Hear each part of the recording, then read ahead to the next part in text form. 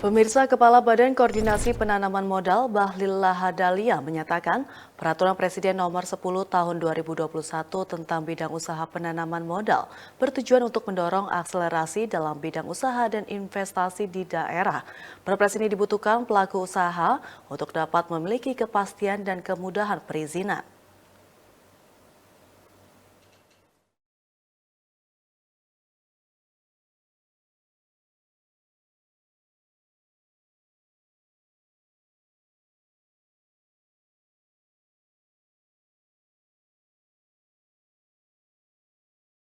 Kepala BKPM, Bahlil Lahadalia menyatakan, Perpres 10 Tahun 2021 tentang bidang usaha penanaman modal terdiri dari 15 pasal dan 104 halaman, serta terdapat 3 lampiran, yaitu lampiran pertama tentang bidang usaha prioritas, lampiran kedua tentang bidang usaha yang dialokasikan atau kemitraan dengan UMKM, dan lampiran ketiga yaitu daftar usaha dengan persyaratan tertentu.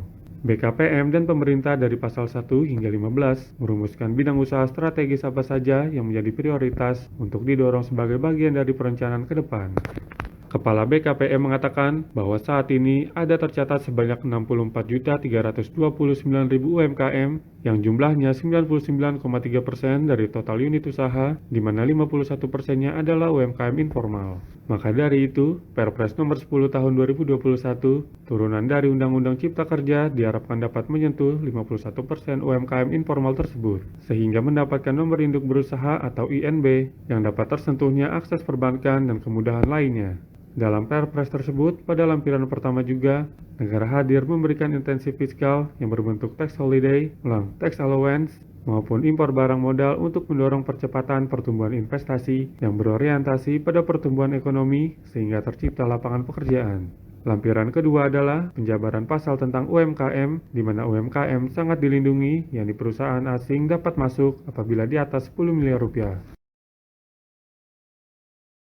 Batas modal untuk perusahaan asing masuk itu 10 miliar ke bawah. Jadi 10 miliar ke atas itu baru asing, 10 miliar ke bawah itu nggak boleh asing masuk. Itu maksudnya. Dan ini untuk UMKM.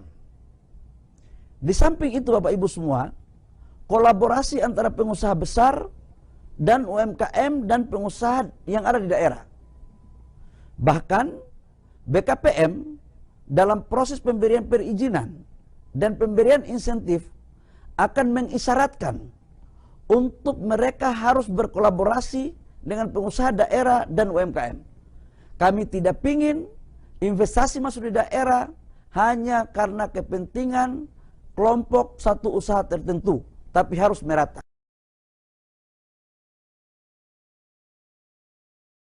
Bahlil juga menegaskan bahwa Perpres tersebut adalah sebuah bentuk dari kehadiran negara dalam mempercepat proses yang dibutuhkan para pelaku usaha, yaitu meliputi kepastian perizinan, kemudian perizinan, transparansi perizinan, dan ketepatan waktu dalam proses pemberian izin.